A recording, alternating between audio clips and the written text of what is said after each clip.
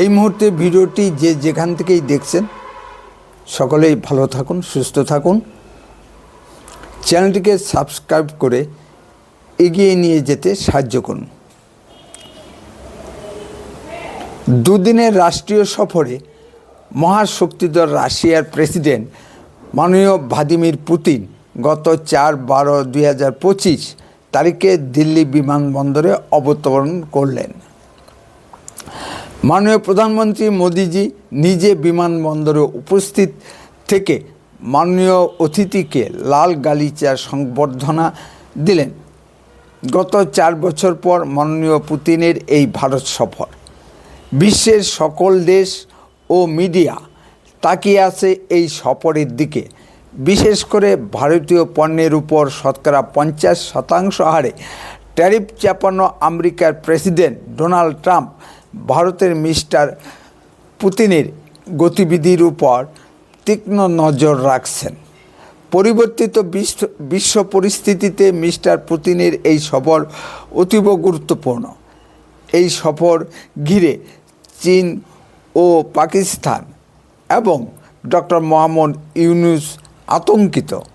Mister পুতিনের সঙ্গে এসেছেন রাশিয়ার প্রতিরক্ষামন্ত্রী আন্দ্রে বেলোসভ ও একটি উচ্চ ক্ষমতা সম্পন্ন বাণিজ্যিক প্রতিনিধি দল। নমস্কার, আপনারা শুনছেন উত্তরে কণ্ঠ। উত্তরে কণ্ঠ থেকে আমি প্রভাত বসাক, তুফানগঞ্জ, কোচবিহার। ভারত রাশিয়ার সম্পর্ক কালোত্তীর্ণ। যে উষ্ণ সম্পর্কের সূচনা করেছিলেন ভারতের প্রাক্তন প্রধানমন্ত্রী ও লৌহমানবী শ্রীমতী ইন্দিরা গান্ধীর আমল থেকে, প্রাক্তন প্রধানমন্ত্রী শ্রীমতী ইন্দিরা গান্ধী রাশিয়ার সাহায্য নিয়ে আমেরিকার 7ম নৌবহরকে পর্যদস্ত করে বাংলাদেশকে স্বাধীন করে দিয়েছিলেন এবং একটি নতুন রাষ্ট্রের জন্ম দিয়েছিলেন। আবার মনে হচ্ছে পুনরায় বাংলাদেশকে স্বাধীন করতে হবে। সেবার পাকিস্তানের কবল থেকে বাংলাদেশ মুক্ত হয়েছিল, এবার হয়তো আমেরিকার কবল থেকে বাংলাদেশ মুক্ত করতে হবে।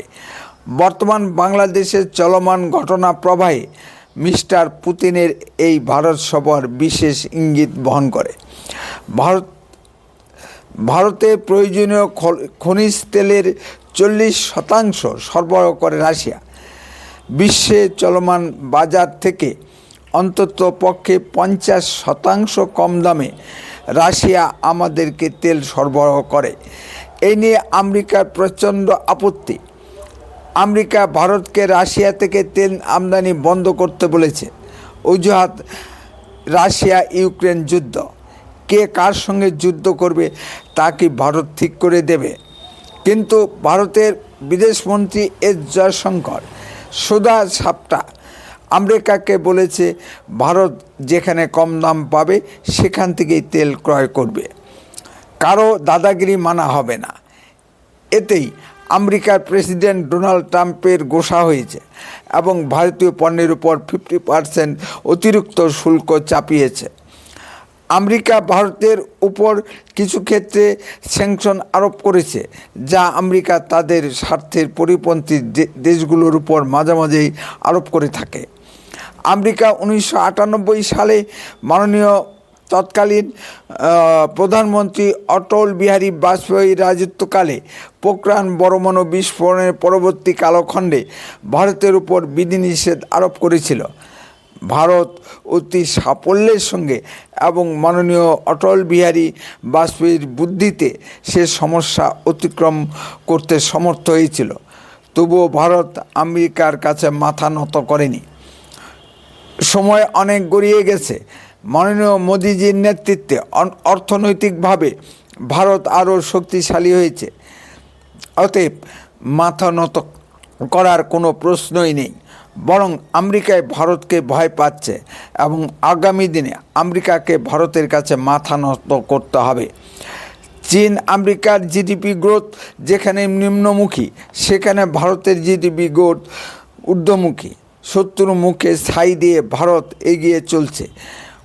ভারত চাঁদে পৌঁছে যাচ্ছে। আমেরিকা, রাশিয়া ও চীন চাঁদের যে জায়গায় পৌঁছাতে পারেনি, ভারত সেখানে পৌঁছে গেছে। ভারতের উন্নত মানের অস্ত্রশস্ত্রের 90% যোগান দেয় রাশিয়া।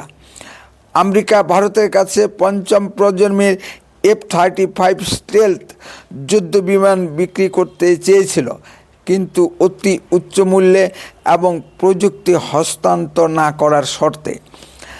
আমেরিকা একটি যুদ্ধ বিমানের জন্য যে দাম হাঁকিয়েছিল, সেই দামে রাশিয়া 3টি করে আরও উন্নত প্রযুক্তির যুদ্ধ বিমান Su-57 ও তার প্রযুক্তি হস্তান্তর করতে রাজি। শুধু উন্নত প্রযুক্তির অস্ত্র কিনলেই হবে না, তা চালাতে জানতে হবে। ভারতের কর্নেল হামিদ আমেরিকার গর্ব প্যাটন ট্যাঙ্ক ধ্বংস করে দিয়েছিল।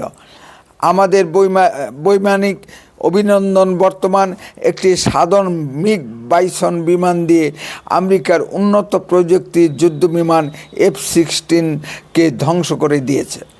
মিস্টার পুতিনের এই সফরে পঞ্চম প্রজন্মের রাশিয়ান যুদ্ধ বিমান Su-57 সরবরাহ নিয়ে আলোচনা ও চুক্তি হবে। আলোচনা ও চুক্তি সম্পাদিত হবে S-400 এয়ার ডিফেন্স সিস্টেমের আরও কয়েকটি ব্যাটারি সরবরাহ নিয়ে। S-500 এয়ার ডিফেন্স সিস্টেম সরবরাহ নিয়ে আলোচনা হবে। যুদ্ধ বিমান Su-57 যাতে ভারতে উৎপাদন করা যায় সে সম্পর্কে একটি চুক্তি সম্পাদিত হবে। আমাদের বিমানের জেট ইঞ্জিন কাবেরী যাতে আরও উন্নত করা যায় সে সম্পর্কেও একটি চুক্তি হবে। আমেরিকার ট্যারিফ আরোপের পরিপ্রেক্ষিতে ভারতের বাণিজ্য ঘাটতি কীভাবে হ্রাস করা যায় সে সম্পর্কে আলোচনা হবে। পুতিন একটি ভারতীয় চ্যানেলকে সাক্ষাৎকার দিতে গিয়ে বলেছেন, রাশিয়া চায় ভারতের ব্যবসা বাণিজ্য বাড়ুক। এই আর্থিক বছরে ভারত রাশিয়া বাণিজ্যের পরিমাণ 100 কোটি বিলিয়ন ডলার ছাড়িয়ে গেছে। এটা সম্ভব হয়েছে রুপি ও রুবেলের মাধ্যমে ব্যবসা বাণিজ্যের কারণে। উভয় দেশই ডলার ছাড়া ব্যবসা বাণিজ্যে আগ্রহী। সাধারণত পুতিন বিবিসি, CNN ও রয়টার ইত্যাদি আন্তর্জাতিক মিডিয়া ছাড়া সাক্ষাৎকার দেন না। এই প্রথম কোনো ভারতীয় মিডিয়ার সঙ্গে কথা বললেন। এই সফরে রাশিয়ার সঙ্গে প্রতিরক্ষা উৎপাদন সংক্রান্ত বহু বাণিজ্যিক চুক্তি সম্পাদিত হবে, তাই ভারতের কাছে এই সফর অতি গুরুত্বপূর্ণ। বর্তমান বিশ্বের বৈশ্বিক রাজনীতিতে ভারতের অবস্থান কী হবে তা এই সফরে স্থির হবে। মিস্টার পুতিন দিল্লিতে অবস্থানরত বাংলাদেশের নির্বাচিত প্রধানমন্ত্রী শেখ হাসিনার সঙ্গেও সাক্ষাৎ ও বৈঠক করবেন। এখানে হয়তো শেখ হাসিনার ভবিষ্যৎ স্থির হয়ে যাবে। আমেরিকা হয়তো বাঁকা চোখে পুতিনের এই সফরকে দেখতে পাবে। ভারতের বয়ে গেল। এখন আর ভারত কাউকে তোয়াক্কা করে না। মাননীয় মোদিজির চীন সফরেও আমেরিকার তরফ থেকে আপত্তি তোলা হয়েছিল, ভারত মানেনি। পর্যদস্ত আমেরিকা মাননীয় মোদিজিকে খুন করার জন্য বাংলাদেশের রাজধানী ঢাকায় CIA এজেন্ট নিয়োগ করেছিল। ওই এজেন্ট ঢাকার হোটেলে খুন হয়ে যায়।